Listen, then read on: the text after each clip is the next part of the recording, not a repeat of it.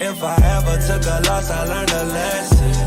I won't ever think I'm better than the next man. I've been down before to come up, I ain't stressing. Baby, I'm too busy counting all these blessings. Count it up. Line 'em up. Swear the sun shining on me, get my heart up, no matter that trouble. What is up, everybody? Welcome to the Champions Corner. I am your host, Adriel Orona. Today we have a very special guest. Our guest today is the perfect blend of power, purpose, and perseverance, using his talents and faith to impact the game and his community. He is a Cincinnati native from New Richmond, Ohio, a product of JUCO baseball at Wabash Valley, drafted by the St. Louis Cardinals in 2019, a huge advocate for helping youth in athletic development, a servant for the kingdom of God, and lastly, a current player for the Florence Y'alls. I welcome you today, our boy, Zade Richardson. How we doing, brother? Dude, we're doing great. What an introduction. Thank you. Yes, sir. That's huge. Dude, it truly is such an honor having you here with us. Like, I think going back to when we first met, I think it's crazy that we are here today. Do you remember when we first met, dude? Well, first of all, it's an honor for you guys to even have me on here in the platform. So, yeah, he's up and coming. This whole entire setup is legit. Yeah, thank if you guys could see this whole thing, it's legit. Thank you. But thank you. yeah, no, when we first met, we met at a GNC in like 23, I think. Yes. Which is crazy because it's 25 and it's just, time's it's about flying coming by. to an end, dude. Yeah, dude, it's coming to an end. It's like flying by. But we met in a GNC. I was trying to find all the stuff that could make me all jacked, and sure enough, you were there. And it's crazy too because as young as you are, I thought you were older too. Yeah. So the way you were talking and things like that, we were getting to it. Right away, it was like baseball stuff we were getting into right away. We got into it immediately. Right away, yeah. So it was nuts. You were helping direct, and then you were from, I heard from your Amelia area, so it kind of helped out. I'm like, all right, well, we're like really close by. Oh, yeah. It worked out. Yeah, it worked out. It was amazing how it all worked out. Yes, sir. For those who do not know who you are, who is Zade Richardson? Zade Richardson is a servant of God. A servant of the people. I've been known to play baseball, but I try to stay away from that. I feel like baseball's been my identity for such a long time in my life. But I'm a loving, caring person that wants to see everybody around him get better, and I've always had that. So Zade Richardson's just a multitude of things. It's just kind of whatever God places me in, that's what I am, man. Yes, sir. Yes, sir. So growing up in New Richmond, talk a little bit about that. What was that experience like?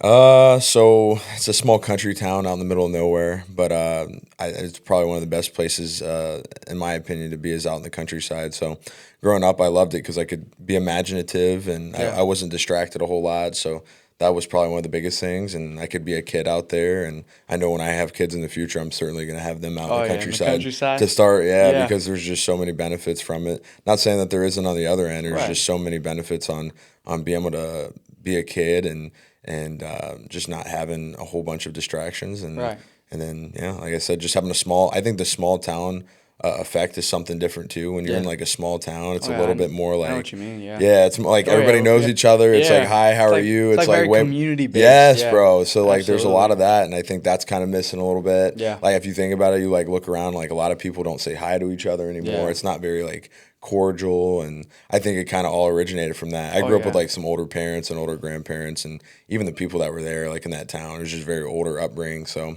yeah, just already off rip made me feel like an outcast, I think, from the start. And as I'm getting older, I'm realizing how much of being an outcast is actually like it's a good thing, dude. Yeah. You know what I'm saying? Because at first, like when you don't know any better, you're just kind of like, dude, like it's hard to fit in, like all these different things. And I think that's why like moving into being with Christ was kind of an easier transition because I was already used to being an outcast. And you know how that is. Yeah. I think that's with Christ, So I don't mean to cut you off. Go ahead. I think it's very beneficial too, like in a sense, being an outcast, because I think it's very important to be all in with your community and stuff like that with people that you surround yourself with. But I think when you're on your own in a sense, it kind of helps build you. You're limited by distractions. You're like you mentioned when you were growing up in New Richmond. I think that's very important.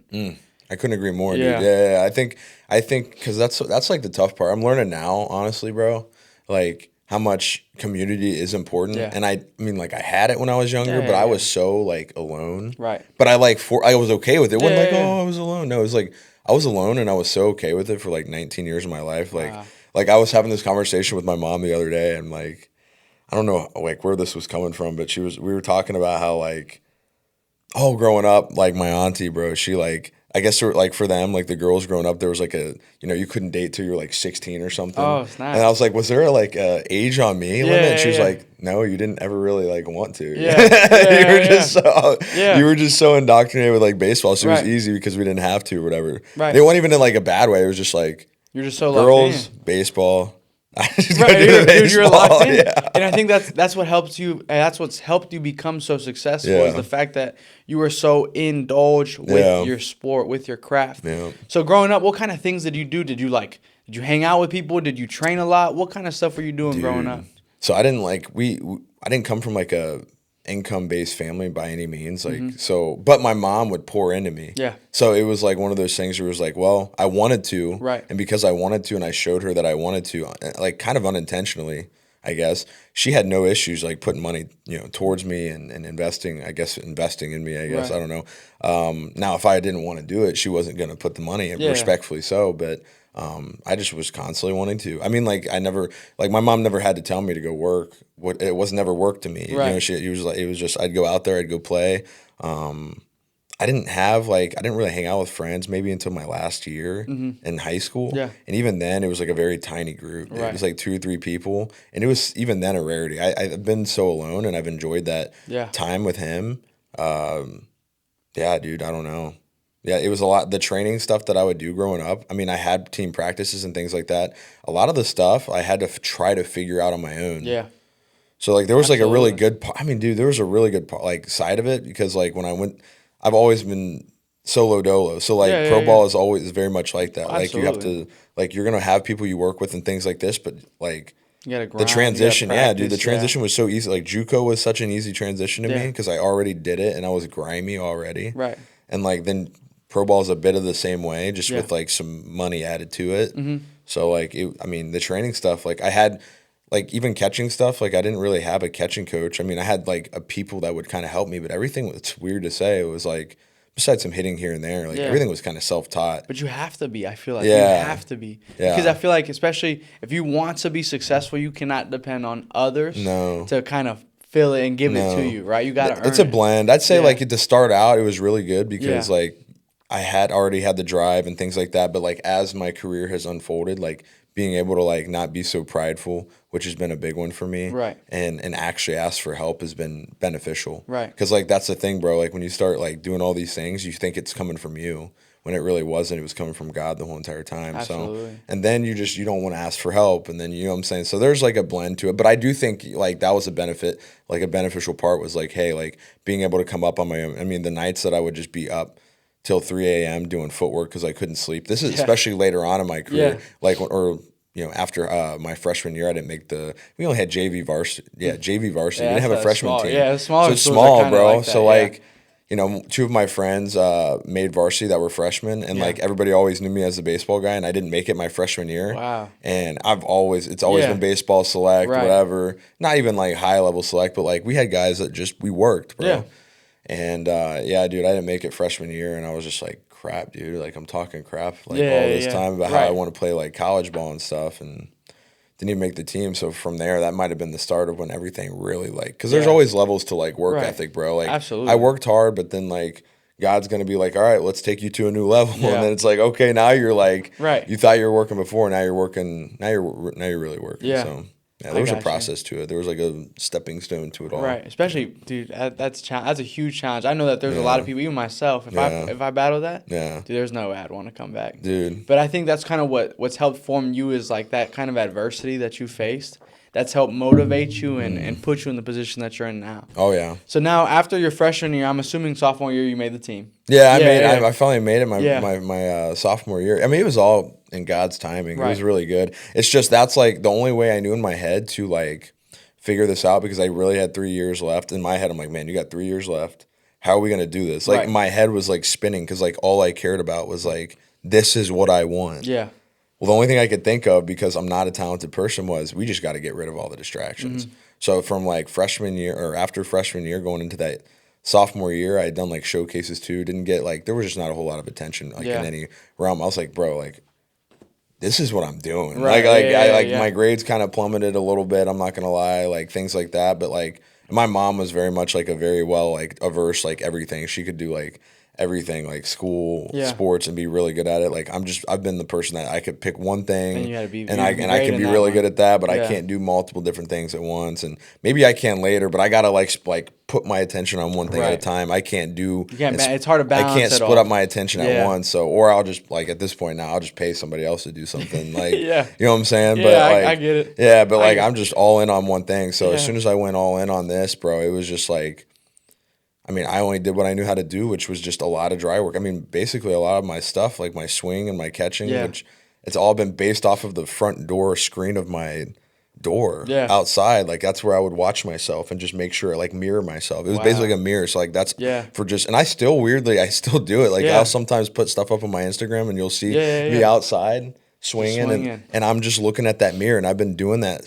since I was like, dude, I don't know, like 12, 13. Dang. And everything's been built off that. I mean, like obviously you have help between coaches here and there that are like giving you things and reps. But dude, like when I would get off the bus my freshman year and go straight up to Champions Baseball Academy. Oh yeah, Did you live around there? Yeah, I lived 15 minutes up the street. And I didn't have my Dude, I used to train there. No way. Yeah, I used to train there. Yeah. When? Dude, I want to say it was like my freshman sophomore year of high school. Oh, so that's man. like 2019, 2020. Because 2020 was 2020 COVID. Yeah. So it'd be 2021. Okay. So 2020, like the end of COVID, and then kind of going into. Dude, I would have seen you up there. Dude, then. I bet you we probably have. I bet you we probably have puffy hair. I did. No, I don't remember. Flat top. I don't know what it was, dude. I'm trying to remember who was my coach too, like my trainer there. I knew everybody there. So he was a kind of older dude. He was like the head dude. Was he? Was it Mike? Yes. Mike. It was Mike. Yeah. He was cool. Mike's dude. The man. Yeah. He was super cool. Mike. He's very knowledgeable. Yeah, he is. Yeah. Mike was like a scout, or he is a scout. I don't know if he still is, but.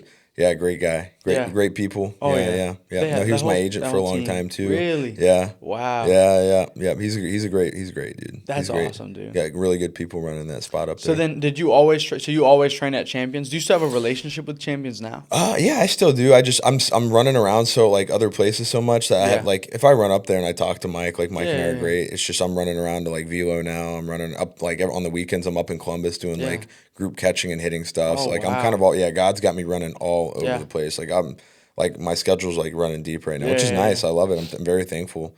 But yeah, no, Mike's great. I love the place. I've been up there. I grew up in that facility. Yeah, 15 minutes away. I never had my driver's license until I was like 18. So like I would just my grandma would just as soon as I got off the bus, like if she was there, I'd have her drop me literally drop me off there, and I would be there till like 10 o'clock at night every day, and I would just like hit off the tee. Like Mike was such a great dude too that like he never like asked for money for me to go in there. He would just like he'd let me train. Like dude, he's a true baseball like hearted guy, dude. That's a blessing. Like, and I would just go in there and I would help out with people's lessons. Right. Like I would shop whatever they needed, bro. Like I didn't serving. care. Yeah, I didn't care. Yeah. I just wanted to be in the environment. That's all it was. I knew that if I was in this environment and then like I would do my stuff at home, but like if I was in the environment for all those like hard nosed coaching, but like I would be fine. So like Mike was just such a dude for like letting me come up there and never charge me to like use the tunnels. Like I mean, he's a big part of the reason why I am where I'm at now too. So him and his whole family, bro. Everybody up there, I can't think of it. That's now. a blessing, bro. Yeah. That is a blessing. Sure enough, it's all turned out. Oh yeah.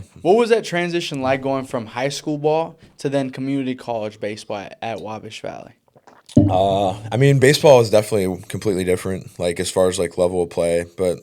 Like I said, I was already like I'm already like a grimy individual. So like JUCO, like the way JUCO works too, like, cause that was another thing too. Like when I got into JUCO, like that was right before JUCO got big. Yeah. Like right, like at the start of like when JUCO started getting big, like it wasn't super popular. I wasn't a big school guy, so it was just like grades weren't really like matching up. And if I did, I'd have to kind of redshirt. And it's just like, dude, like everything happened to me like later on really fast. So it was just like, nah, like I had gotten drafted that last year. I went through high school. I went from like committing to my sophomore year to like a small JUCO Trinidad State University to decommitting there, which was just kind of crazy. And then being back out on the market junior year. That junior year is when I really started popping off and like started kind of showing a little bit of like big league tools. Yeah. So I was in the dark from like freshman year to like junior year. I was kind of in the dark. Yeah. But when I hit my junior year, that's when I started having big league tools. Right. That came out of nowhere. Yeah. So like when I came out of nowhere. Like there was Right. like rankings. I was always on there, bro. That's My awesome. drive after like I didn't make the team and Yeah. like I saw like everybody else around me because Right. baseball was my thing. Dude, I would like be on PBR looking at like my boy Keegan Fish, who was Right. like always ranked number 1 as a catcher. Did he just get drafted too? Is He at got drafted UC? right in 2018. Oh, He's he actually got one of my drafted best over- friends now, which is funny. Really? Yeah. Oh, All these snap. people that I like was like they were way better than Yeah. me, and like they don't like whether they know it or not, but they were a reason that got me where I am today. And now Right. Keegan's like one of my like brothers. Like That's I wouldn't call him awesome. a best friend. He's like one of my brothers. So That's like awesome. yeah, he's doing his thing right now, working and stuff, and has a family on his way coming. Wow. So yeah, dude. But even then, going back into it, like. Yeah, bro, it was crazy. Yeah, I just used a lot of that as motivation. I got blessed later on, so I talk about like I received my talents later. Yeah. I never had like I don't believe I was very super talented early on, but like because of my the structure that I had and that character that it built, my talents were received later. Yeah. Which is why I like to revert that back to Matthew Yeah. 25. Oh, absolutely. The talents. Yeah. Yeah, because I just believe that I was the one person that just kept going, and then he took somebody else's talents and put them into me later on, So, but it was just from like obedience and has 19 to be, years yeah. of just not going to parties, not talking Right. to girls, I didn't have it wasn't even like it was a hard thing for me. I'm not even trying to be funny. It's just I didn't care to. It just didn't. Right. I didn't care. Oh, to. that's not where your passion was. Yeah. Yeah. When I told you my focus has to be on one thing, Yeah. it has to be on one thing. I cannot split it up. And if that person or that whatever, whether friend, platonic, romantic, isn't like part of that journey, then there's no hard feelings. It's just we'll just be friends. Right, and by right. meet friends, I mean how are you doing over there? I'm going to do this. You know what I'm saying? Being cordial with them, but just I've being never focused on the goal. I was never like a weirdo anyway because I grew up with like women. So it was like I had a different perspective on girls anyway from the get go because I just grew up with a bunch of girls. Like I had to learn how to be a man later on in my life, which was a little bit like another story, I guess. Yeah.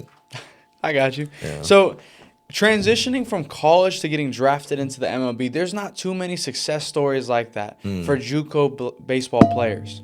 What separated you, and how did you get drafted?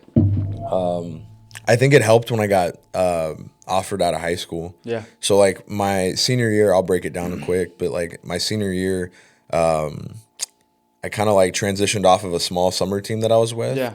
And it's actually funny how this whole thing started. You're gonna actually yeah, laugh at this, but I was actually doing a fall ball league with Mike. Oh, snap. Yeah. Oh, dude, is it like the Champions Football? Bro, I played for the same one. It was the high school. It was the high school one. Yeah. Yep. Well, we would scrimmage Midland. Oh, in the fall. The Redskins. Yeah, and I had a horrible junior summer. Like I was just like, dude, what's going on? And that's gotta be the summer too. You go crazy. Dude. Yeah. But that was what's funny. I come in, I had like a good showcase. That was my first ever pro scout interest was at one of these showcases in the summertime, but I had a horrible summer. It was just at a showcase I did really well at. Yeah.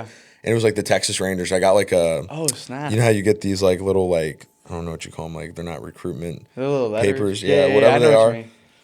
Excuse me. Yeah, no, I got one of those and like, oh, dude, it was sick. I was like, what? Yeah. Like, this is like something new. You know what I'm Right. saying? Like the college. And it was funny because I'd always have pro scouts that were interested more than the college. So it was just a weird, like, Yeah, that strange is thing for weird. me. Anyway, I was in this summer league or this fall league with Mike's. Yeah. And it was Asif Shah, who's one of my main men too that are coaches. And we're like in this league facing Midland at Midland. Yeah. And like I knew of Midland, I'd never Right. played for him. My boy Lane Flam was on Midland's team, who also played with me at New Richmond. Who was like a big arm. Another reason it helped me get picked up. But I'm at this playing against them at this fall ball game, and like they have their whole full roster. So it's like not even their real Redskin team, Yeah. but they got the Braves guys who are like really Right, good right, too. right. And they're at the time. really good. Yeah, Yeah. they were really good at that time too, and they had like maybe a few guys trickling in that were hometown.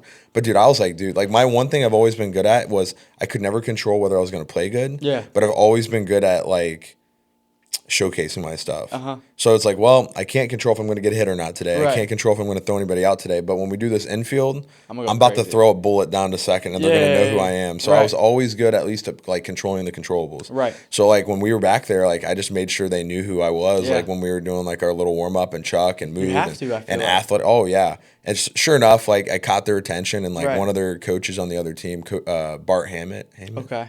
Yeah, I don't know where he's at anymore, but he was one of the beginning stages of like structure yeah. from like another guy that just added so much structure and like I want you, but we're gonna work. Like Right. like it was one of those. I'm like, oh yeah, I don't know what I'm getting myself into, but Right. like yeah, that fall, They actually had me come out that fall playing with the Champions League. They were like, "Hey, come out and start playing with us on the weekends for like snap. scrimmage games." Wow. And like I didn't even want to. I planned on going yeah. to top tier in Illinois, which is Okay. another summer team. Yeah. And I'm like, all right, fine. So I started going in there and practicing, not even practicing, but like playing the scrimmage games. And dude, I don't know what was going on, bro. That's like how God works. Yeah. Like that's when you know it's not even me, it was God. But I just started going crazy. Like I had not really seen consistent 90-mile-an-hour pitching. Like I've never really seen stuff like that before. But I was hitting against it. Like we're talking about 90 to 95 guys that were like D1 commits or like draft pick, like they were going to be draft picks. Yeah. And dude, I was hitting like better than anybody there. It was crazy, but it was just like it wasn't me. Right. And like, I hit like 430 off of some dude that was throwing 93. Like, just I was surprising myself while I was there. And sure enough, like, yeah, they were like, yeah, like they talked me into like, hey, like how he did it was he was like, hey, I got a bat for you. Like he just kept giving me free stuff. I'm like, and I knew I was like, man, he keeps giving me free stuff. Like I'm gonna have to like, sure enough, he brought me in the back. He's like, listen, I'm gonna give you this bat, but you got to play for us next year. I'm like, oh snap! Crap. So I'm like, yeah, I'll do it. Yeah. Talked me into it. I was easy to talk into. And I feel like it helps out too because Midland's local. Oh yeah. And they're legit too. Oh yeah, Midland is no joke. For those who don't know, the Midland Redskins here in Cincinnati, or just the Midland the program in general, they're like very well known. Oh yeah. Ken Griffey Jr. played for them. Who else did they have? Yeah, Eric Hosmer. Yeah, they're. I mean, even recent guys like there's guys on my team that are in the big leagues right now. Zach DeZenzo. Yeah. Chase. Crap, I can't think of his name. It's bad. But a bunch of guys, he's a pitcher. There's like at least 4 or 5 guys. Like, and then a few of us that are still playing. Off and kind of like they're a lot of them are in college right now. Yeah. This guy we had on the last episode we just had, Nathan Taylor. Oh yeah, he played for the Midland Redskins. Yeah, and that's pretty cool. That's nuts. Yeah, we had a few local guys, but yeah, they're big. They're big. They're really big. And I remember Lane talking to me because Lane was also on that team longer than I was, and he was even like at one point trying to like talk me into it. But we ended up getting in there. That fall, I played with them. They went down to Jupiter, so I played that whole entire thing with them. Did well. Yeah. They were like, "Hey, we're going to Jupiter because they do that Jupiter. It's like a big showcase down there for high school. Yeah. So they're like, "Hey, we want you to come down, but we don't have a spot for you." I'm like, "Okay, that's cool." Yeah, how does that work? But they're like, "Hey, we actually because they're connected. They're like, hey, we actually have a team for you though." And they called like the San Francisco Giants scout team, FTB. Wow. So FTB is like Florida Travel Ball. It's like a lot of Hispanic travel ball team. And I was like, yeah, I'll go on that team. And sure enough, dude, they had like 10 perfect game All-Americans. Dang. Like I didn't realize like they were set. ranked number 1 in the like seed. Wow. So they had Nander DeSatis, like who was like supposed to be like a first 3 pick in the draft, like Raynel Delgado. Yeah. All these different guys that were just like perfect game Under Armour All-Americans. Like I had seen like I would like listen, bro, like I'm from a small like town. Yeah. I'm trying to get better. Right. And I'm like, I don't want to say I'm like looking up to these guys, but I know who they are and they're ranked. And all of a sudden it's been like 3 years since this has happened. Now I'm sitting in the same like team as them. Yeah. And I'm like, oh my gosh. And like, I've always been that kid that's like, oh my gosh. Like I was never like, oh yeah, like I'm meant to be here. It was always like, wow, I'm actually here right now. What's going on? It's like, I would say it's like it's a sense of humbleness. Humbleness. Yeah. And some of the kids on the team, like there was a Preston Hartzell kid. I mean, like I remember him, like he kind of didn't like think like he was like, bro, like stop, like you need to act like that was the vibe I was getting from like, bro, you don't even understand where I've come from. So like this is like not normal for me. Like I know I can play at this level, but like, dude, this is like crazy. It's just crazy to me. Right. So like we had like our first game down there, we had like 600 like scouts at our game. Oh my god! You want to know what like 600 like golf carts looks like around you? It's nuts, bro. Dude, what kind of pressure's on you in that moment? Bro, I always like that's another thing too. I had come from such a small town and small situation that like I didn't have time to fear. Yeah. I just didn't have time to fear. Right. Like my love for what like me being out here and being in the present moment was so much stronger than the spirit of fear. Yeah. That I just was like, dude, like you can feel it trying to come at you, but it's like, bro, I don't even know if I'll get another opportunity like this again. Like I don't have time to be scared. Right. I just want to be here. Right. Like we can worry about all that stuff another time, bro. Like I just want to be here where I'm at. So like my love for the game and the love for everything that was going on was so much stronger than fear. I think that's what it was. So I mean, I knew I couldn't control. Now there'd be anxiety moments and things like that, but I was just like, dude, like let me just be here. So like I didn't like have but maybe 2 or 3 hits, but like by the end of the whole entire thing, I had like 15 teams that like wanted to Oh, like talk to wow. me. He was nuts. Like Right. Yankee, like, and then I had JUCO, like I had like Sanjak who had offered like a full 100% scholarship to go there. Wow. So that was like somewhat of the biggest like beginnings of me, like Yeah, this like, whole yeah, thing yeah, yeah. starting, which was late. Yeah, yeah, I was a that is senior. because that yeah, I was that a is- senior. It was that so is late, bro. Yeah, So like, yeah, I had gotten invited that off season to like a bunch of like workouts, like Cubs workouts, which I met Keegan Fish at Yeah, one. that's Like officially crazy, met him, and I'm dude. like, this guy's jacked. Like I looked up to him. Yeah. Never really seen him in person. Right. Great human being. Yeah. Yeah, great human being. Met him there. I mean, yeah, bro. Just that was the start of everything for me. Right. I started getting invited to all these different like showcases, like Super 60. I got into because of connections and Yeah. just off of what I was doing. So everything for me happened really fast Yeah. in my last year, bro. It went from like nobody knew me to all of a sudden everybody knew me, and then I got offered that year in the draft, and I just Yeah. turned it down before going to school. I think what's helped you out too, like just going off what you've been talking about. I think the fact that you're so humble, Yeah, that helps you a lot. That's my biggest advice Yeah. to everybody, actually. Hard work and humility is going to get you to places that you never thought you could go to. Right. Not hard work and then being prideful, like, or even the other way around. Like, Yeah. you need to work hard and then also have the humility side to you, because of that combination, man, bro, you get caught up in the process more than Yeah, anything, and God will absolutely. bless you. Not that you're trying to look for His blessings. Right. You should be if your heart posture's in the right place. Yeah, He will He'll take care of the of rest. you. Yeah, Yeah, He'll if He take care of placed the that rest. dream in your heart, He placed it for a reason, Right. right? Now the enemy is going to pervert that. I always talk about Yeah, that. The yeah, devil yeah. will try to come in and pervert that and make it his own, because the devil cannot, he can't create. He can only replicate. Oh, yeah. But as long as you stay in a humility state and you work hard, which we had talked about before, but Yeah. I'm telling you right now, it's your structure. Mm-hmm. So I was not a talented kid. I still don't think I'm a talented person by any means, but I had structure growing up. Yeah. And that structure came from all these hard-nosed, like, coaches that were like, you know what I'm saying? I didn't play Yeah, on yeah, crazy yeah. big teams until Right, like right, Midland right. came around. But even the Midland coaches were hard nosed. Yeah, they they were have to be. hard Yeah, nosed, they have like to work be. hard. Like it was the hard work and when I didn't want to do certain things, they were making me do them. Yeah. And I had people around me, that my teammates, that were pushing me in every realm. And God knew what He was doing when He did that. Because I'm Forms a you. human. Yeah, bro. Yeah, I'm a it human forms being, you, bro. yeah. As much as I'm very, I'm motivating and I like to do all these different things. Right. There's times where I didn't want to do anything, Yeah, bro. absolutely. There's times where I didn't want to do anything at all, but because my teammates and my coaches were there, and I had maybe 5 minutes to get a drink of water before they would tell me the next Yeah. thing, maybe less than that. Well, dude, everything kind of just worked itself out, and like that's where the push is. I'm a human being just like Right. everybody else. Like I'm not just always motivated. You know what I'm saying? Yeah, So it's yeah, like yeah. when you have people around you that are pushing you, your teammates, through their work ethic. I mean, I would have anxiety before going to practices. Yeah. And it wasn't like a bad anxiety. It was just like I'm excited. Right. I'm excited because I know that some stuff's about to go down today. Right. My coach is about to be on some crap. Yeah, I'm gonna hate this. There's conditioning at the end. I Yeah. hate conditioning. but then it's I like hate it's- it now. But even then, I feel like just being willing and being coachable too is huge. And I Huge, feel that's bro. something that we don't see right now No. in this time. I No, see we it all the don't. time, dude. No, we don't. Even and You it's- work with kids? Yeah, I work with Yeah, kids we're all the same time. way. And I think like, and it all goes back to structure at home, structure at school, and there's just a lack of it. You know what? If you guys want to go anywhere, and this goes for the parents, if you want your kids to go anywhere, like, I don't want to say start disciplining them, but stop taking their crap. Yeah, Because, like, as human beings, if we don't get checked, even me, Yeah. like, I know what it's like to not have structure for some parts of my career in professional baseball, and baseball gets boring when there's no structure. Yeah. You want to know why these kids are out here worried about looking good. And you know me, I like to go on the field and look yeah. good, but I work hard. Right. So I work hard, There's and then I go to balance. look good Yeah. when I'm on the field. And then it makes sense. But if you're Right. just out here trying to, like, look good, you have no structure. Now you're just worried about getting the next thing. Yeah. Let me get the next sliding mitt and all Right, this stuff right, and right. that. It's like, bro, no, you need to go work. You need to work Oh, and yeah. like go through some pain and cry a little bit and Yeah, like get absolutely. humbled and then back and forth. And then you're going to actually like when yeah. you emotionally invest in something, which is why like You I'm- commit. You commit, You bro. It's commit. going to make you want to come back. Yeah, I gave a lesson about committing yesterday. Dude, Committing what'd you yourself say? to God. Talk to me. So it was my lesson yesterday was about committing yourself to God. So I use like this an example.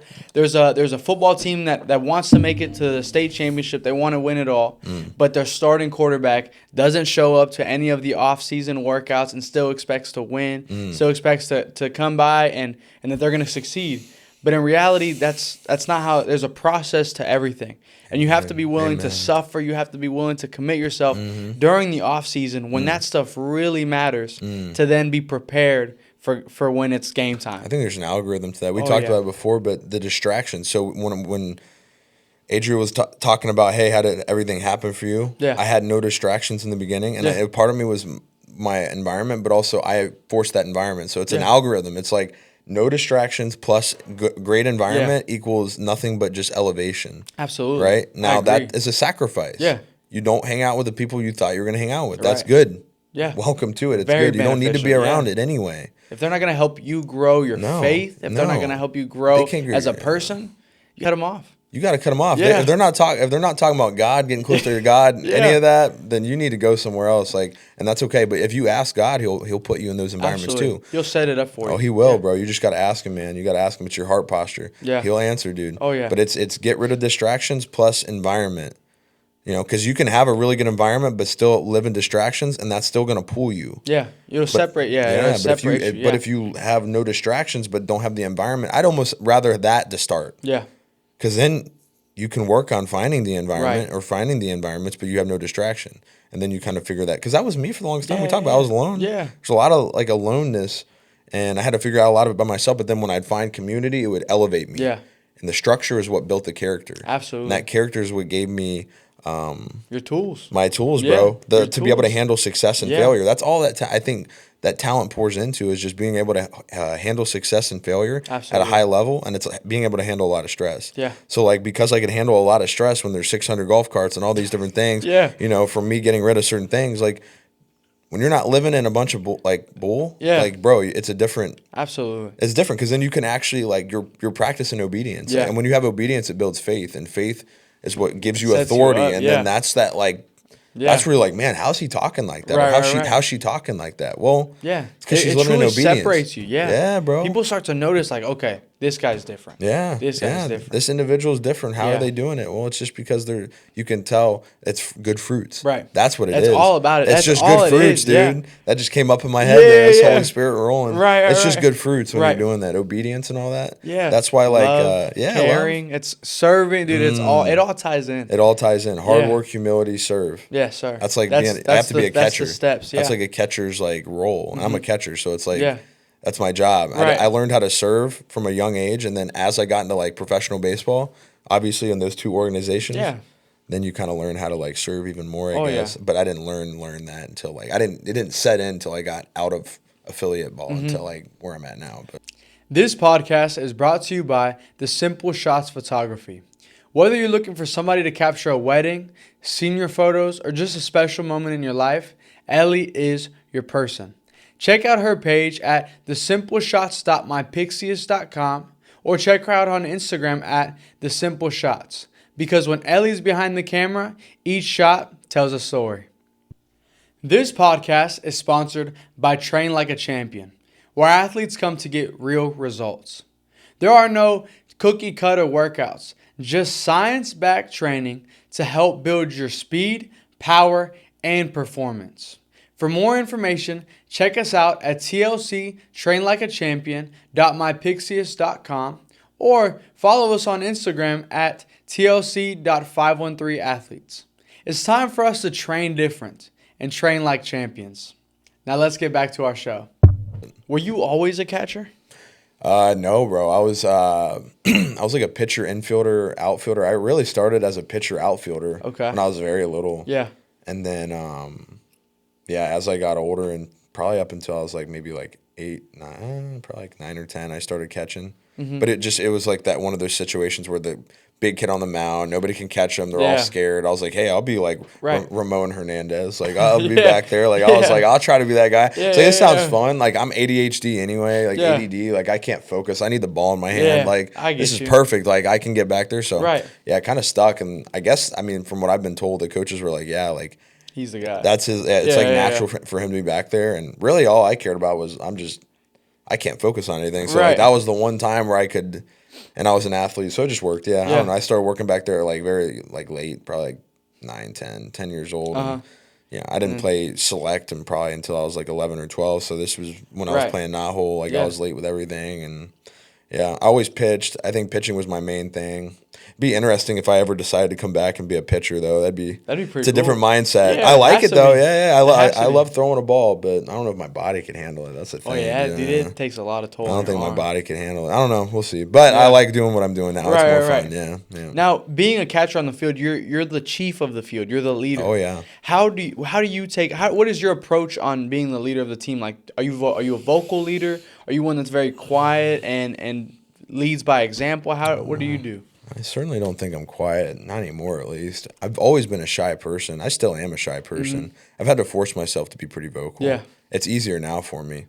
But, I mean, leading isn't leading with – I mean, you can be a quiet leader. You don't have to be a loud leader. I know people that are quiet. They just lead with their actions.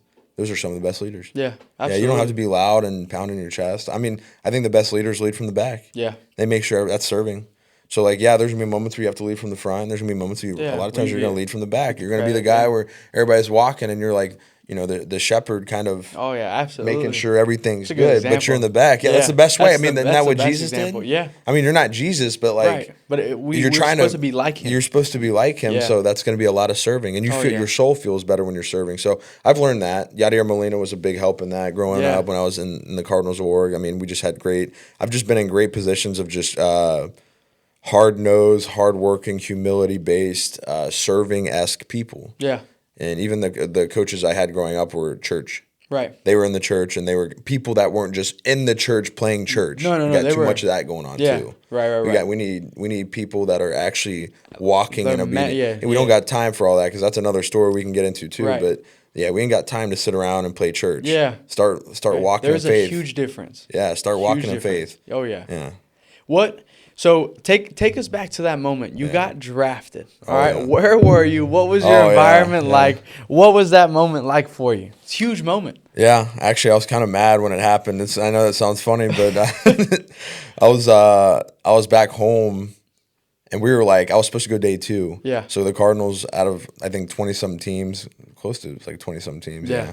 The Cardinals were the only ones that wanted me day 2, and I had never spoke to them. I'd been doing interviews throughout the whole winter time, sometimes in the spring, all this stuff. Another thing that helped me out with getting drafted was being a catcher. When you have other pitchers that are also draft eligible, it's like a battery, right? Yeah. So like they're not just looking at me; they're looking at those guys. So Yeah. if it wasn't for me being a catcher also, Right. and having these pitchers throw to me, I would have never gotten the opportunity. So that's why I could have never done it by myself. Right. Right. Like Yeah. it was always other Does people. take a team. Lane Flam when Yeah. he was in New Richmond my senior year, pitcher. Me. They'd Yeah. come to see both of us because we were draft eligible. Right. But because he was like sought after, and I think he was supposed to be a way higher pick than me. It gave me help. It helped Yeah. me out because I'm catching him every day. Oh, yeah. And they'd rather come see 2 guys than go see 1 guy up in Mason. Yeah. You know, so Right. yeah, it helped out. But then even in school and college, we had like I think the year that I got drafted, we had 5 other guys get drafted. Oh wow. Yeah, and there was maybe only 2 position players. I think it was me and Noah Myers that were the only ones that got picked up. Yeah. And the other 3, I think, were pitchers: Antoine Kelly, Jonathan Scouts Beamer. were always there. Always there, Yeah. and they would be like 40 to 60, especially when Antoine was pitching, because he threw like 96 to 100. Left-handed pitcher. Left-handed Just pitcher nuts. too, covering the I left couldn't side? catch. I could barely catch him. I don't even know what was going on. dude. Felt like he was touching my glove. I was scared. Oh, and he my was gosh. wild. Dude. But it was, you know how funny about him is like in the fall he threw like 90 to 93. I'm like, all right, Yeah, bet. this is Then money. we got to like the off season, and like we were getting close to like the springtime. Yeah. And then it's like 94, 95. And I'm like, ooh, he's still a little bit harder. Yeah, Then all of a sudden we get into like springtime play, and now he's on like 96 to 97. Dude. I'm like, what's going on here? And like I want to tell you this, I've always sucked.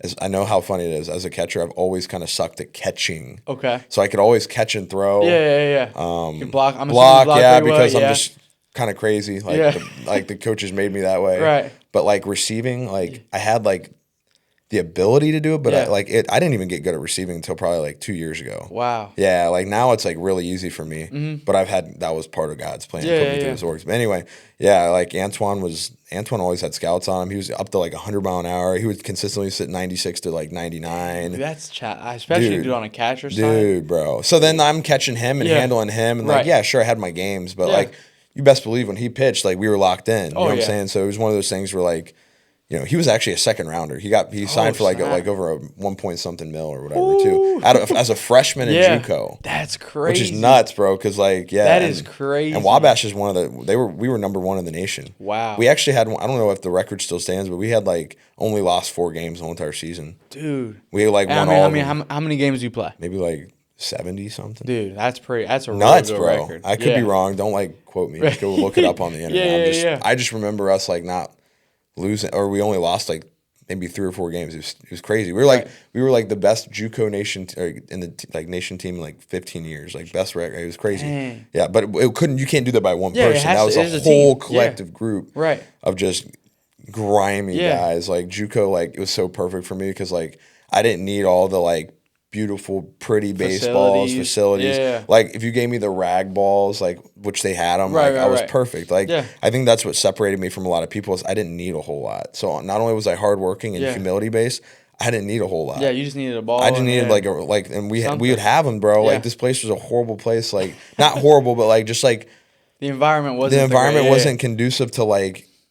I mean, I guess it was good enough to get better. Right, but the standards weren't like a Division One. Yeah, we focused on certain things. We had a lot of gifted people, like a lot of gifted Latin folk that came in, like gifted like people all around. But like when we played Iowa Western, which is a JUCO. Yeah. Like when they came in compared to us, like they had the facility, they were taking stuff. Right. Like we were just like the team that was just like grimy. They had a whole lifting program and they were taking stuff and they had like approaches. Dang. Like we had all this stuff, but we were very like thank goodness to our to Rob Fournier, but like we were just mountain nourished, gifted like athletes. That just worked hard. We were just psychos. I think what helps too, like with all your team, like you guys it all goes back to being committed. And, like, truly, like, each one of you guys, the reason why you guys are so successful as a team was because each one of you were truly committed for the end goal, for that program. We had, like, you know what, JUCO is, like, 6-7 hour practices every day. Dang. What do you do for 7 hours, bro? Dude. I'm still trying to figure it out, and I haven't been in school. Yeah. I can't remember. Dang. 7 hours, we have a practice. That doesn't include maybe you did something wrong, and now you've got stuff to do in the morning. Yeah.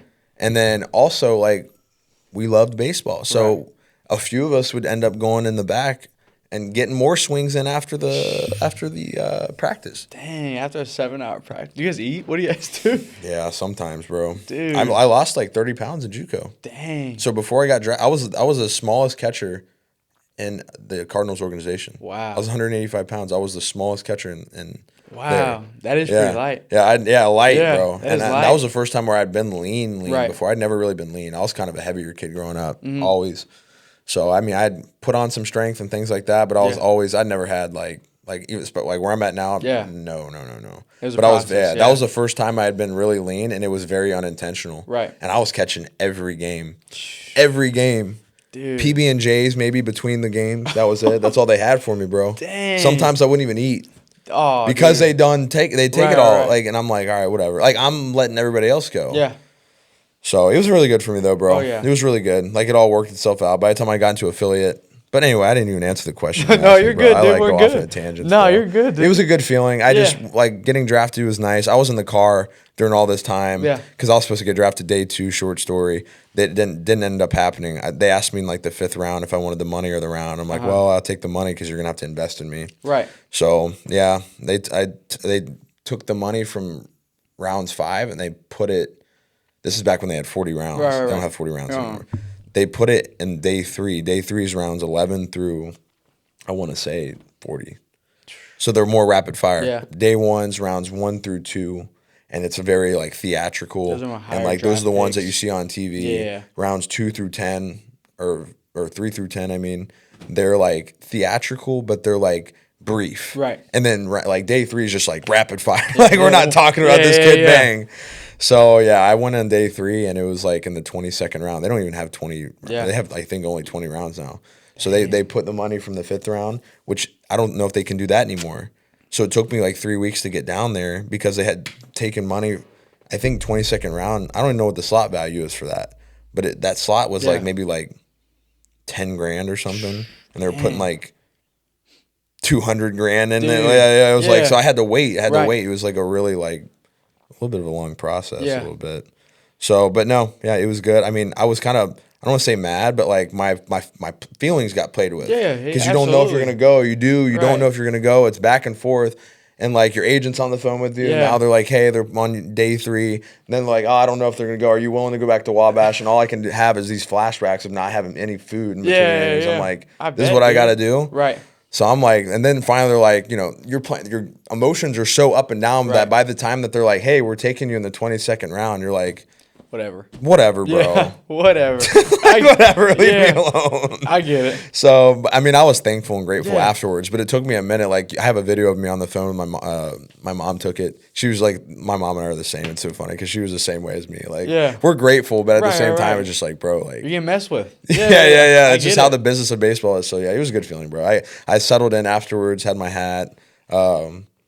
I don't know. I just got to live my dream that I had always, and I was always such a humble kid too. So like I knew that when I got power in my life, I was always going to be the kid because I knew what it was like to be in high school and nobody knew who I was. I'd walk the halls, nobody knew who I was at all. Yeah.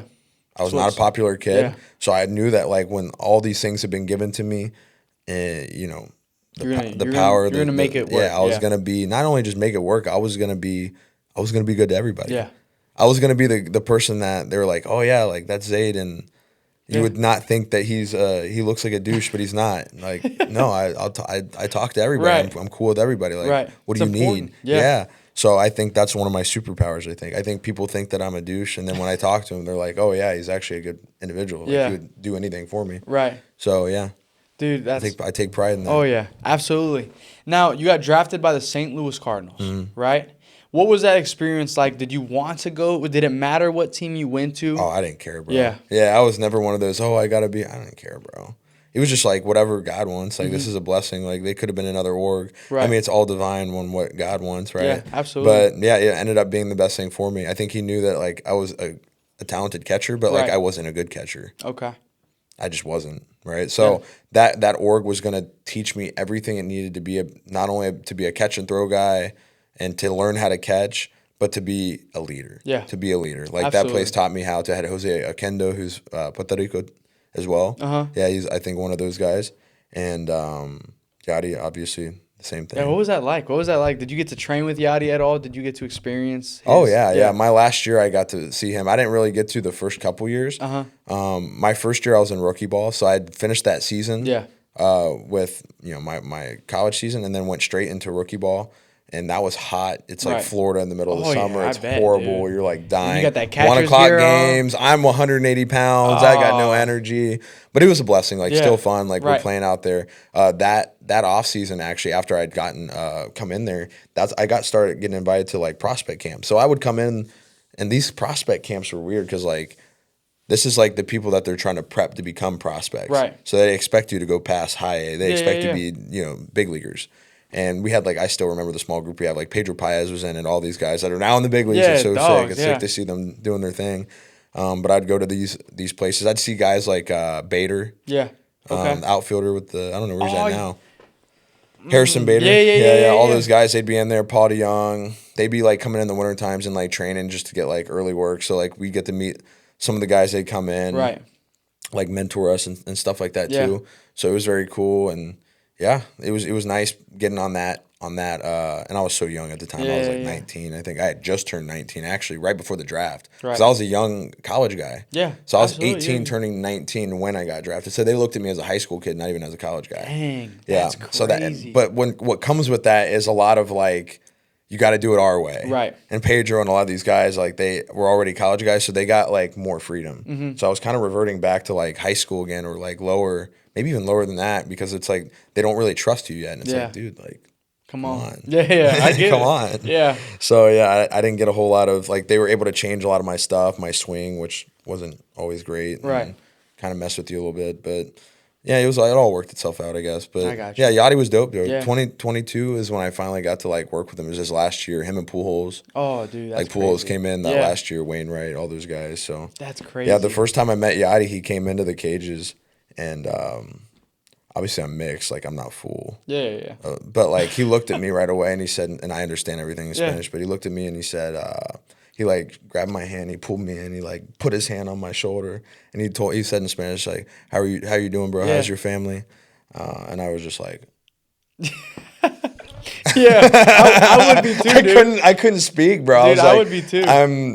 I'm 20. Yeah. I couldn't say that. I was like lost, bro. Yeah, I would be too, dude. I remember growing up my because I heart was a was catcher. pounding out of my chest. Oh, yeah, I bet. Dude, if I had that experience, bro, that would be crazy. Dude, it was sick. But then obviously, like, you settle in with him. I'm feeling it right now from the Yeah, time yeah. it's sick. But like, he would come in he was the best representation of a leader because he didn't work with the big leaguers, bro. Right. He just worked with us minor league guys, like us nobodies, right? Some of us that were probably never going to get a chance to get up there by any means. And he would come in there and work with us every single day. Yeah. Every single day. Wow. And treat us and talk to us like we were just one of him. Yeah. It was amazing. Yeah. That's He crazy. truly showed me what it was like to be like a real leader. He don't even know it. Is that, do you feel like now because you saw that, especially with such a high level person like Yadier Molina, that now that's kind of helped you out where you want to then help pour into the youth? Oh, yeah, bro. Because I'm sure in your club now, Oh, yeah. on the Florence Y'alls, you're almost like the veteran It's that, kind of. It's that. Like when I was an affiliate, I was very young and I was almost like underneath Pedro a bit, like Paez. Yeah. In the big leagues. And like he was always we're brothers. Like we Yeah. got drafted the same year. All this and that, and he'd always take me in, but like he was like my older brother, Right? And then Yachty was like my father, Yeah. Okay. And like these guys were just like these older people Yeah. in my life, so like it was a lot of like, I don't know, I didn't have time to really think about like little things like leading and things like that. I guess I did, but I was so young and ignorant, and I just Yeah. wanted to throw people out and hit nukes, Hit bombs, yeah. and like do all these other things. It wasn't until like I got into.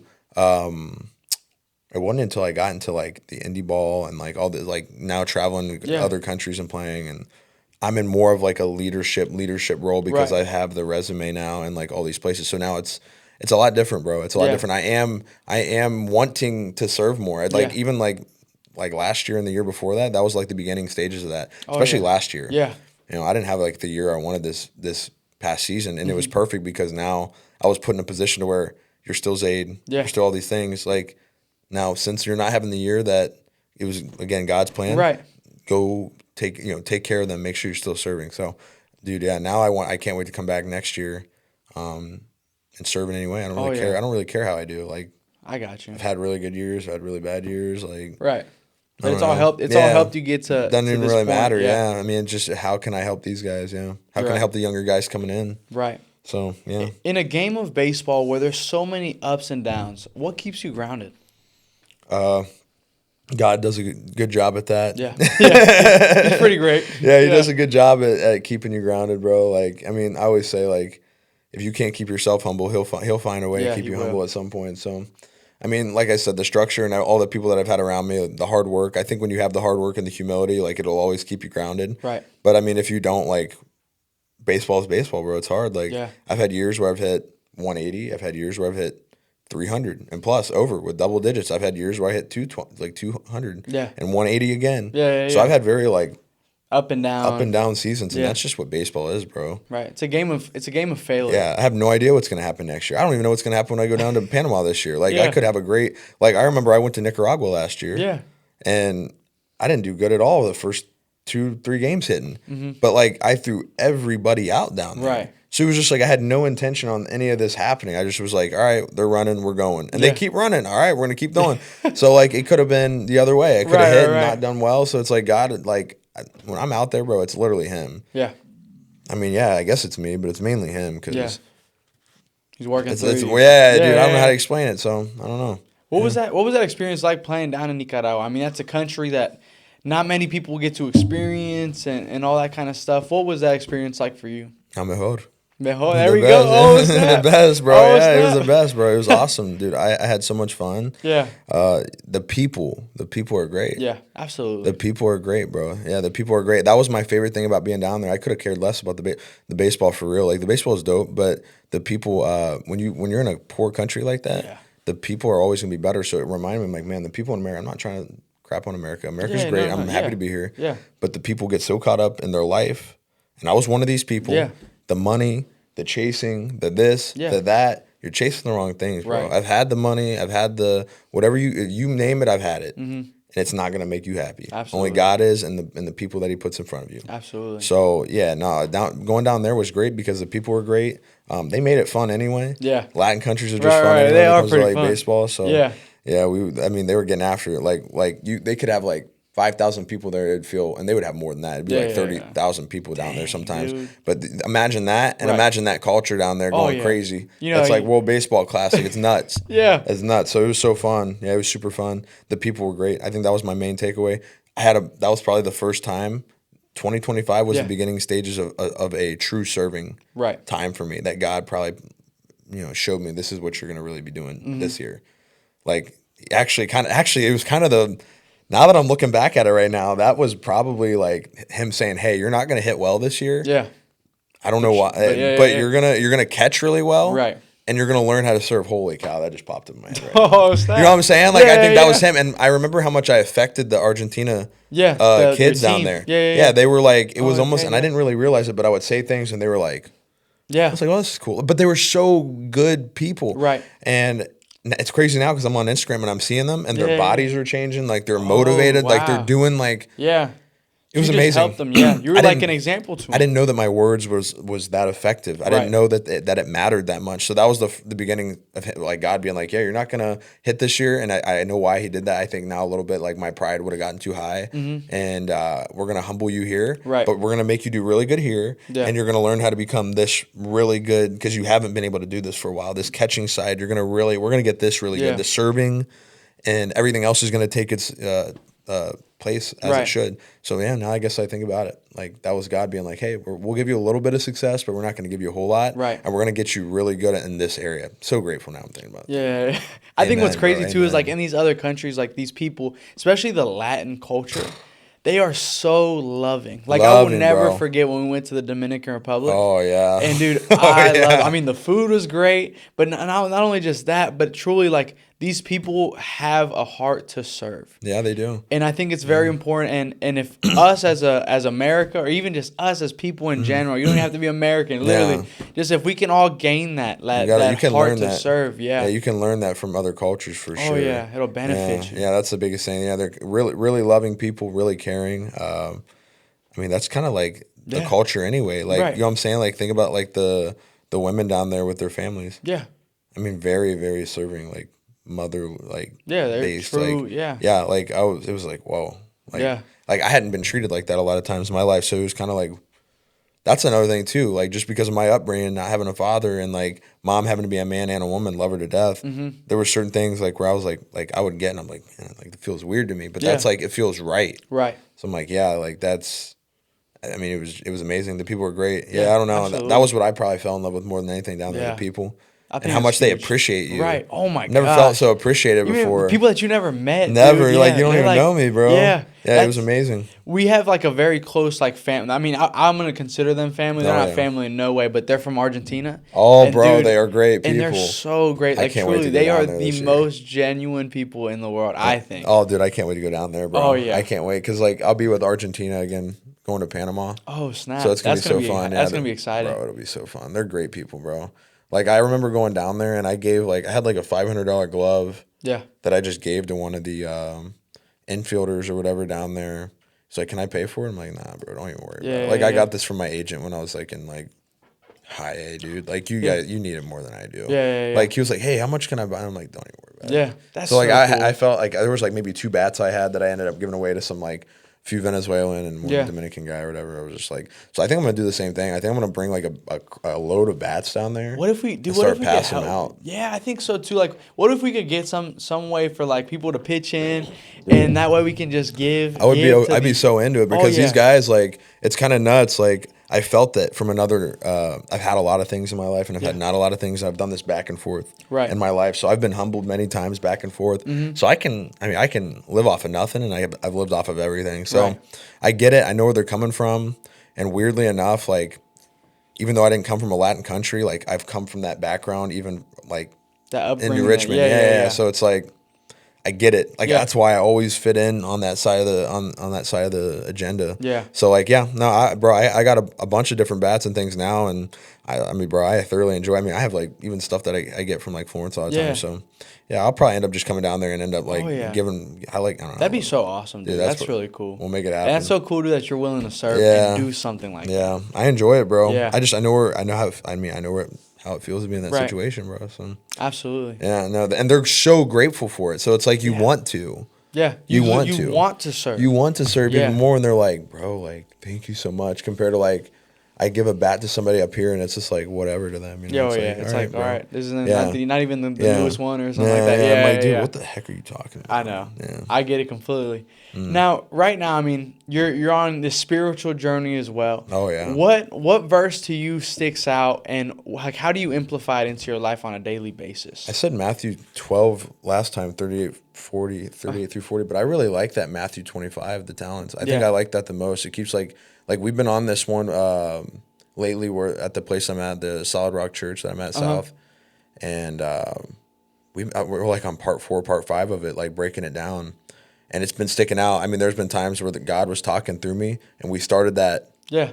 So it's like, bro, I think Matthew 25, where he talks about the talents, where he comes in and he gives 3 of his servants and lets them borrow his talents. Oh, and one he gives 5, who ends up multiplying. 5 more. One he gives 2, who ends up multiplying 2 more. And then one he gives 1, who just doesn't do anything. He puts it and he buries it in the ground, but he comes back. And there's so many.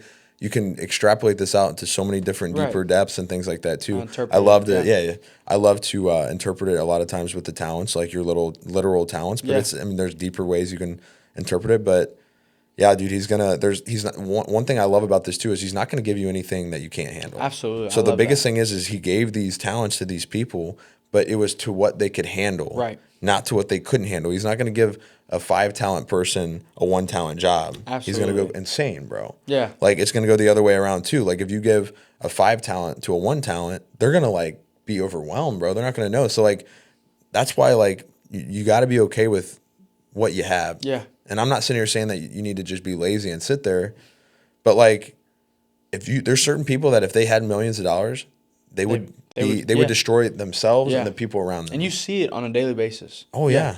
We see all these people, So that was the biggest thing that I loved about it. And honestly, there was the one that really hit me was the one where he said, hey, when he buried the talent, he took that talent from him and gave it to somebody else. And I don't know why that hit me, but it hit me because for 19 years of my life, I was so obedient. Right. That I just believed that he gave me talents later. I was not talented, but he gave me the talents later. Right. So it was like, wow, like because of the obedience, because of like, my heart posture. Right. It's where your heart was. Things. Yeah. Yes, bro. Like, you can get blessed later on. Yeah. You don't need to be blessed. It's God better that sees way. Your heart. Yeah. It was honestly better that way. Yeah. If he would have given me it in like high school or middle school, I would have done so wrong with it. Like, that's the only thing I can think of. Yeah. Like, I saw the people that had fame in high school and Yeah, all this, I know whatever. what you mean. You know what I'm saying? Popularity, all this stuff. And like, you look back and they're like destroyed. Yeah. Like they didn't have the maturity. That was where they kind of topped off Yeah, they didn't have the maturity. And then there was somebody like me that like nobody knew who I was till I was like a senior. And then all of a sudden I started getting more physically like here. I started getting a jawline, all this stuff, like whatever. Dude, it was weird. I'm still trying to work on mine. Nah, dude.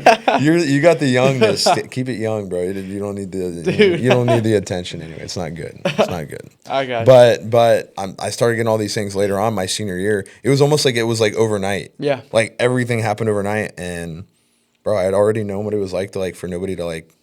So I was just like, I didn't need it. Yeah. I didn't need the attention from a girl. I didn't need the attention from other dudes. Like it was just like, I'm just gonna keep doing my baseball. Yeah. You know. So God's like gonna give you these things, bro. Like He's gonna give you these things when you're ready for Him. Yeah. You know. Absolutely. So yeah, and I've also know what it's like to be on the other end of it. Where for 6 years, like I wasn't doing what I was supposed to be doing. 6.5, you know. Yeah. And like you fall into like a lot of temptation. So.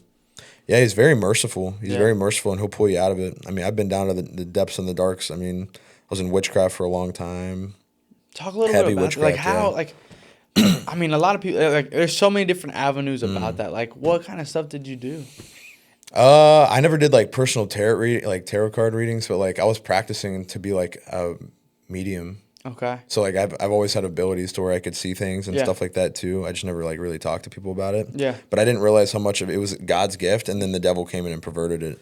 So like a lot of people that are practicing in like that occult area and they are like able to see things and like read things and stuff like this, like they have a calling on their life. I didn't realize that too. And also I think a lot of this helped because I was away from people for so long. So I was less distracted. I was less around, like I was very good at reading people, all these different things. I was a quiet kid that was shy anyway. Yeah. I had the spirit of rejection. I had a lot of things. I've had a lot of soul shattering things where my soul had been taken from the enemy throughout my life, even from like out of wedlock, I know early on. And listen, my mom is a great human being. Yes. But my mom didn't want kids at an early age. So like when that happened, that gives the devil legal, because the devil's a legalist. God's not. God will like forgive you for anything. It's actually crazy. We don't deserve it. So merciful. But the devil's a legalist. So the moment that like he has legal right to like take a piece of you, he will. So like even if your mom's or anybody like your mom or dad's like, yeah, I don't want him or her or whatever, gives the devil legal right to come in there and take a piece of you. It's like authority basically that you're giving him. Yeah, now you can obviously get all these things back. Like it's like, God's will, but like even stuff like that, and then like traumatic experiences. So then that's when like, for me, I had the spirit of rejection on me from like the get-go because of like early and often. No, my mom loves me and I love her. Like she's like, this is not like some whatever. Like I love her to death. I'll do anything for her. But these are just things that like when I have a family in the future, we're breaking generational curses. Absolutely. You know what I'm saying? Like we're doing it now. And I'm not the only one. I think this is like the generation where everybody's doing it. Yeah. Well, because he's coming. He's coming really, really soon. He is. So he's given us all the opportunities right now to we're going to see miracles. I've already seen plenty of them right now. And everything's going to be at its pivotal peak when it comes to spiritual awareness and all these different things. But I would see things at a very young age, and I always had an empathy, and I would cry when I was little, like be around other little kids and cry because I could feel different things off of them and stuff. And it only got stronger as we went. And when I was in a lot of the occult stuff, like I would go see mediums. I'd go see all these different things. I'd practice to like be in that realm. Like I would astral project. I had to recently renounce and denounce that because I was doing that all the time and on command. Wow. I was like, these are things that people don't know. They just know me as a baseball side. It's like I'm over here doing flying around and like the spirit realm and stuff, like doing stuff, like intentionally doing stuff. Like I knew what I was doing. So like, nobody knows that. I mean, even a lot of the tattoos I have and stuff like this, like it was a lot of demonic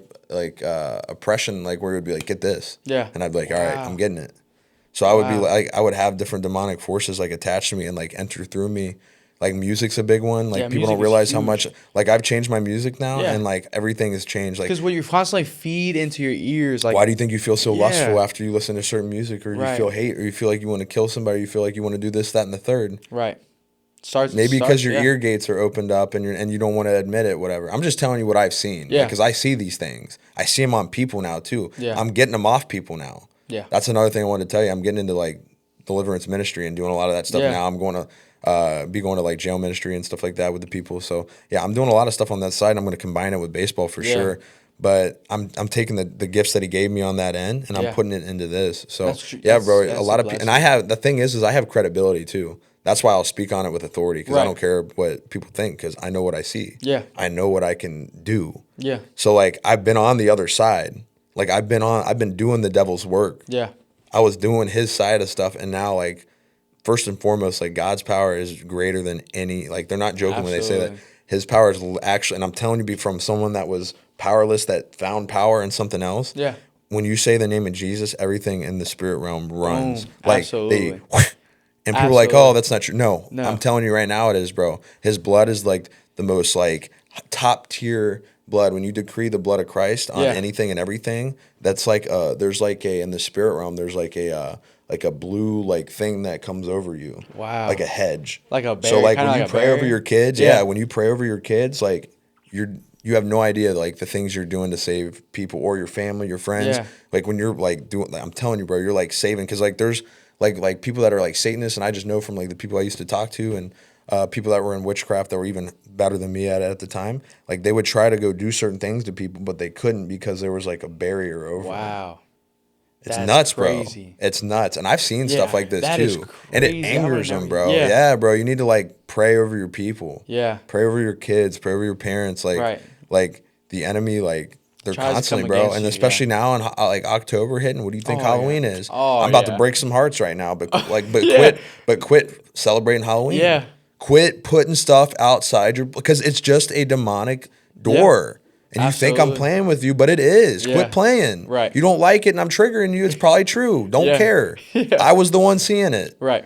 So the thing is these occult people too will come in and they'll astral project and they'll send like little soldiers. You have to understand like this spirit realm stuff is really like warfare. Yeah. Like they have scouts. They have like different things like that. And they're flying around to these houses. And the ones that got the the even just the pumpkins outside. Yeah, I'm talking just the pumpkins. You ain't even got to have anything. Yeah. I don't know the backstory on it, but there's like a spirit behind the pumpkins. It's like out in like I think Africa, but they would put it on the rivers out there, and it was you worshiping this certain like demonic entity out there. Yeah, bro. So it all comes because the devil is gonna masquerade as an angel of light. He's gonna be like, oh, it's just innocent. Oh, blah, blah, blah, blah. No, absolutely. He's deceitful. It's not. Yeah, it's deceitful. He's not gonna come in trying to scare you. Why would he do that? It doesn't make any sense. Yeah, he's gonna be like, is it really that deep? Okay, go ahead and do it. Yeah. Go ahead and do it. And then we'll see if you continue to keep getting why you think you keep getting tortured, your thoughts, you can't even get anything together. Yeah. Being tortured and being attacked are two different things. Absolutely. Because when you get attacked, you actually have the authority to cast things out. Yeah. And to tread on serpents and scorpions. Yeah. So you actually have the tools and the authority. When you're just getting tortured, you have no authority because you're believing in a power that is not, his power is greater. Yeah. Absolutely. So I'm passionate about the topic because people just think it's like sweet and it ain't sweet. Yeah.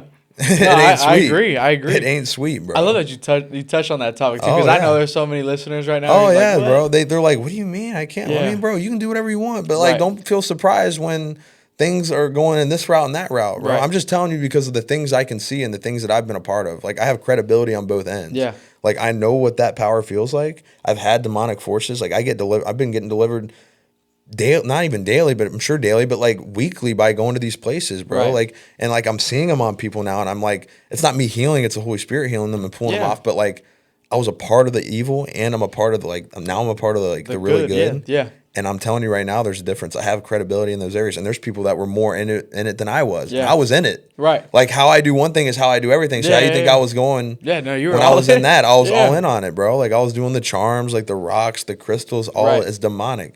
I had like the basket. Okay. You know, the Egyptian entity over there visit me in a dream and like had pulled me in too. That's why a lot of the Egyptian stuff I have too, they had got me. Wow. It got me. Even this is Egyptian, bro. Yeah. So like a lot of those demonic entities over there, which are just fallen angels and things like that too. Yeah, bro.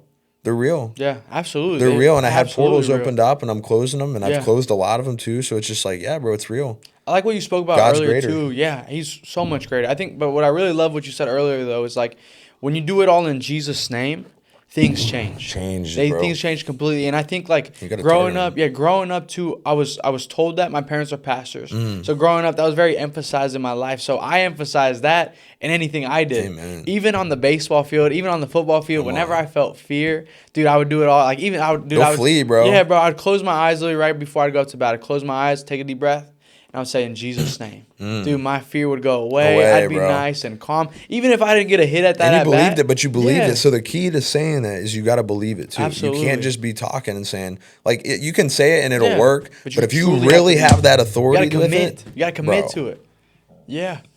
Excuse me. Yeah, no. Dude, the authority, that's the authority. But how do you gain authority? Right. What do you do to feed your soul? How do you gain authority over things like that? Obedience, bro. Obedience. It's obedience. So, like, you don't want to be in the Word, be in the Word. Yep. You don't want to be in the community, be in the community. It's obedience. Right. The more obedient you are, the better. I didn't say it was going to be easy. I didn't say you're going to be perfect. But if you have a group of people, so like baseball, fitness industry, all this stuff that made me really good in that area, I'm taking that same mindset and I'm putting it towards Christ. Absolutely. Which is exactly what he literally was like trying to get me to do the whole time.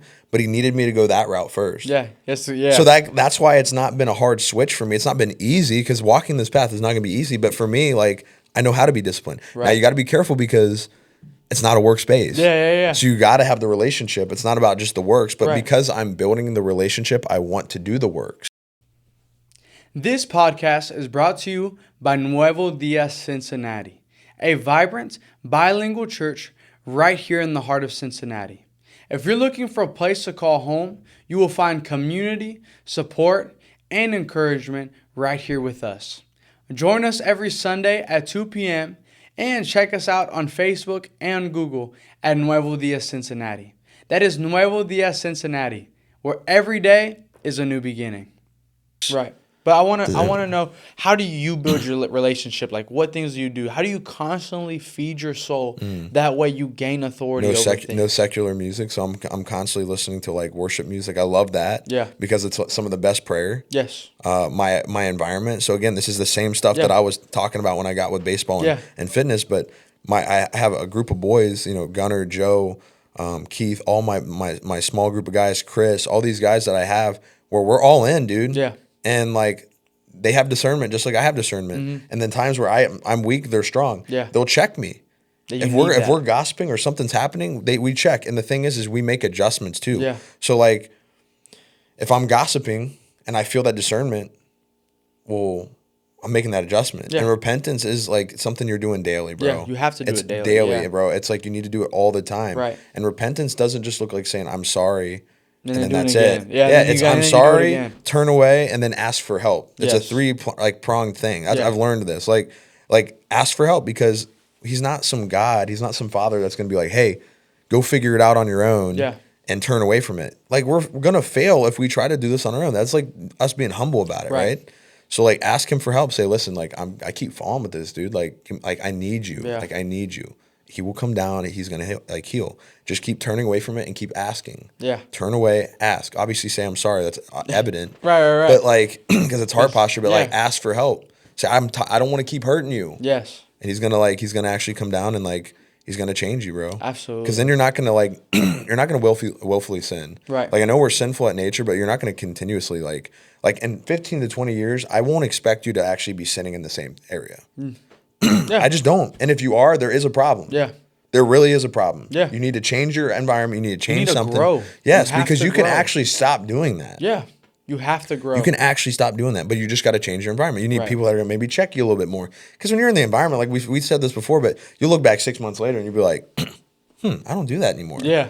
Or when it does pop up, you'll feel it. Like your discernment will hit and you'll be like, feel oh, like crap. A conviction. Like, bro. now I'm falling back into this again. Yep, you'll feel it. So, yeah, dude, that's just the Holy Spirit. And I feed it by worship, a lot of worship. And Jesus is at the forefront of everything. So, like, I'll drop anything and everything to go to like prayer meetings, to go to like Bible studies, to group sessions. Like we have at our place, we have, obviously it's a Sunday, we have our Wednesdays where like we meet up at 7 p.m. like the full thing. Yeah.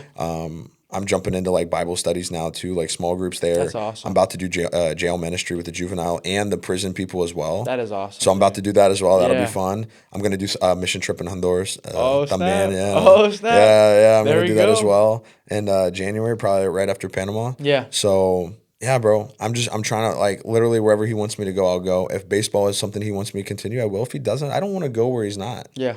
So like that's where I'm at in my life. Like if he wants me to be there, if he's there, I'll go. But if he's not there, I just won't go. Like I'm willing to surrender everything to him. Mm-hmm. So there's something. I think that's another point to make too. Surrendering everything. Yeah. The things that like you need to be willing to like drop everything for him. Just giving him. Yeah, all, bro. Yeah. Like and that's where like I'd say he's the one.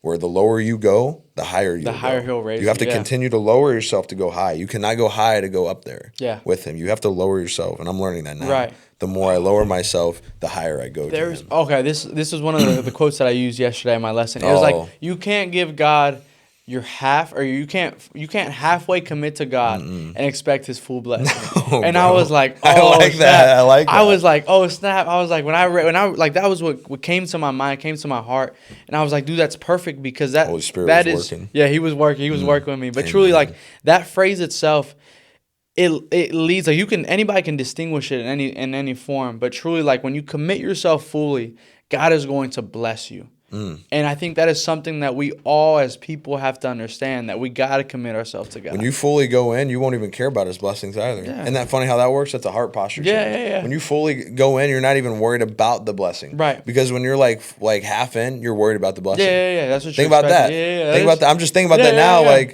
Like if you're not fully, like when you're fully in, you're surrendering everything. You're even surrendering the blessing. You're like, I just want to be here like with you, for you, all you, everything about you. And then that's when like you don't even end up caring about, I don't want to say you don't care about the blessing. You're thankful for it and you're grateful, but dude, it's the environment. I think environment's going to help anybody. Absolutely. That'd be like one of my biggest advice. Like I missed that for a long time. Yeah. Like I didn't have a community. I think I was very good at getting rid of distractions, but I wouldn't say I was never good at being in the environment. I'd always been searching for the environment. So community will take you to the next level. Yeah, my boys, they just keep me accountable. There's things that they keep me accountable on. Oh, yeah. Right? They have to. And there's things where I keep them accountable on. Right. And it's this constant game of, they're really, like one of my boys, Gunnar, he's really good at worship. If it wasn't for him, I wouldn't be, and when I say worship, I'm like, we're out on the altar now. Like, giving it, and like we don't care about what people think. Like Right. that's how we are. Like because we're so in it. And before I would sometimes like those demonic forces, those spirits will be attacking me, trying to get me, and it's like, nah, bro. Like now we're like, I'm wiped out on the floor now. Like I'm crying my eye. I'm bawling every like Sunday. Anytime worship's on, like I'm bawling, bro. Dude, you I just would have come to never. our church. I would Dude. love You it, have bro. to come to our I'd love church. it, dude. If Jesus is there, I'm there. Dude, you gotta come. I'm to there, our church. bro. I'm Absolutely. like we were. It's that Sunday because the whole Sunday I don't work. It's Right. like Yeah. I treat that as my Sabbath. I know Saturday is usually like a Sabbath, but I treat that Sunday of just being around Christ-like people, and like we get invited by our people too to go to other spots. There was like a Charlie Kirk Memorial thing that they had, but it ended up really just being like a worship group. I don't even think they mentioned it was just straight worship, and we were outside on like in northern Kentucky somewhere at a park, and like it was just a bunch of people that you don't know, and obviously a few of the people that invited us, and like we're just out there.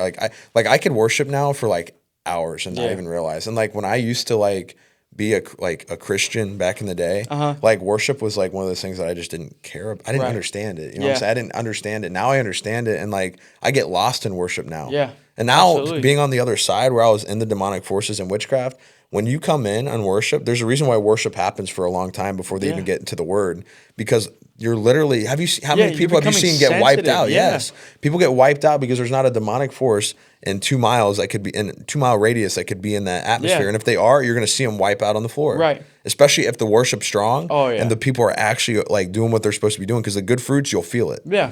Like the testimonies you'll something feel in the atmosphere too that Yes, you'll feel bro. like, dude, I like. It's we're gonna crazy. we're gonna go back and forth on our churches, because I want you guys, all of you guys here, to like come out and check out South. Like it's people are speaking in tongues, and like people are doing it to themselves, of course, where like it's not translatable. But then we have a dude in the back that like our guy will about to get into his like sermon, and it's like John the Baptist. Like it's fire. It's all truth, no sugar. Right. Like they don't gotta care. Come, you gotta yeah, come I'm all about. If yours. it's truth, if it's truth and no sugar, I'm in. But I'm not about all that like no truth stuff. I got you. That's just how I am. I got you. Yeah, you know what I'm saying. Yeah, if we're gonna sit here and lie, because I know when people are lying, or they don't want to say certain things, I'm not about it, because we don't have time. Yeah. We don't have time in this day and age. He's coming back soon. Like he's coming. Why do you think everybody's talking the way they're talking? Yeah, that is Why true. you think everything's getting intense? Why you think demonic activity is getting so high? Right.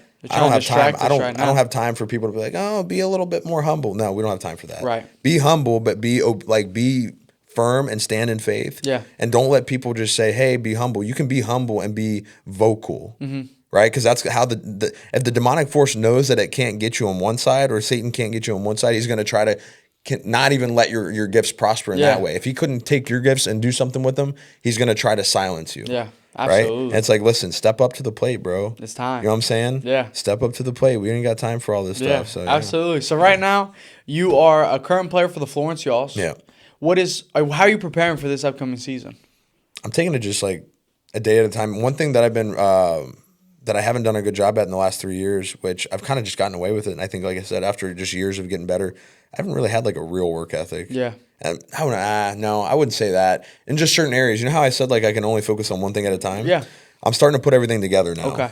So I like for the last 3 years, like I was really training to get my body structurally and functionally strong. Mm-hmm. And I didn't have that with the other last years of professional baseball. Right. So I've got a frame now. I didn't have that before. And like when I would do strength training before, I was strong, but I wasn't like frame strong. Yeah. So I would just get hurt because my body couldn't handle it, because I didn't have all the like the mass with it. So now that I have the mass with it, I'm really taking all the years of sports performance functional training and adding my nutrition that I just had done over the last 3 years, where I've really changed my body. And I'm taking like the powerlifting, a little bit of the bodybuilding, the functional training, and the sports performance training, and I'm combining it all in one. Yeah. And I'm also taking all the catching and the hitting, like you're movement-based stuff, and I'm tying everything together. So my work ethic is just, it's back. Yeah. I never had a work ethic, I think, the last 3 years when it came to putting everything together, and I was just extremely prideful. I was just hurt because of just everything that happens within the business of baseball. Right. So, yeah, I mean, like I find myself getting up early in the morning. I'm with the Lord, obviously, in the Word, and then like I'm training, bro. I'm outside, like in the cold, like doing I mean, you see the agility stuff I'm doing now, and the cool part about like baseball, me still playing, is like everything I'm doing, I'm giving to the kids, and I'll jump in there with them and do it. I think that's the best way that they learn too, is like you got to show them. Yeah. And I'm a visual learner, so when I know how I am. Yeah. So if they see it, because I'm a big like visual learner as Yeah, well.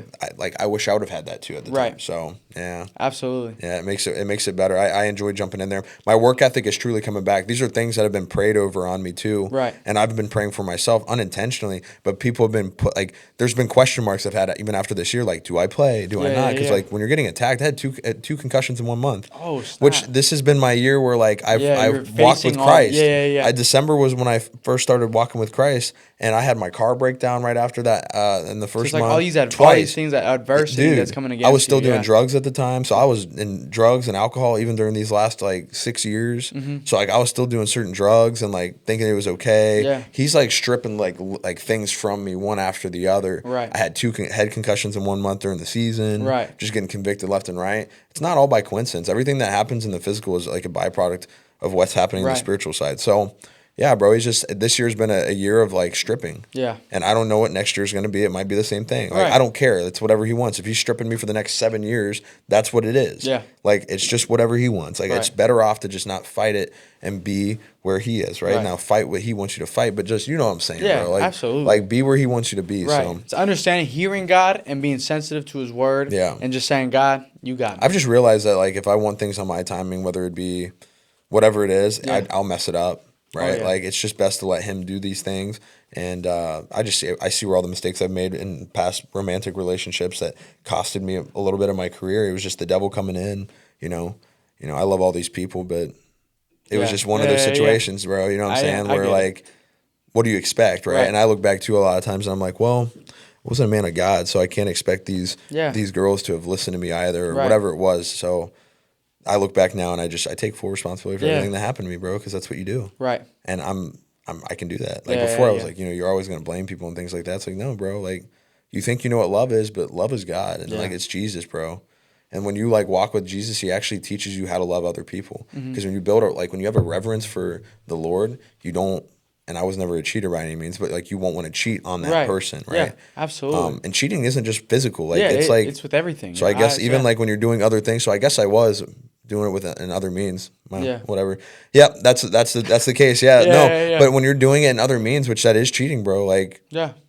with your eyes, with whatever. I mean, I'm telling you, like, you can't expect like Yeah. you can't expect it. So yeah, Absolutely. I'm learning that like when you have a reverence for Him, you're not going to want to hurt him, Yeah. and that same person's going to be the same way. So I want somebody that's definitely on His timing, Yeah. and on they need to love the Lord more than Yes. me. I don't want them idolizing me. I don't want Right. them. They need to love the Lord way more than me. Absolutely. And I'm going to do the same thing. And because of that, there's going to be a very good respect, and you're Yeah. actually going to learn how to love somebody Absolutely. properly. You guys So, are going to prosper. prosper, bro. Zade, it has been such an honor having you, brother. Where can Love it. people check you out? Instagram, Zade Richardson. So Zade_Richardson. I'm on Instagram a lot, so I'm always putting it up. It's like Instagram and Facebook, they kind of tie together. Facebook's for a lot of the older people, things like that too. But Yeah.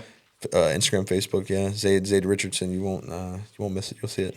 One quick last message that we want to give to some young person who Yeah. wants to grow not only their faith but grow as an athlete. What kind of message do you have for them? Get rid of the distractions. Find community. Absolutely. Hands down.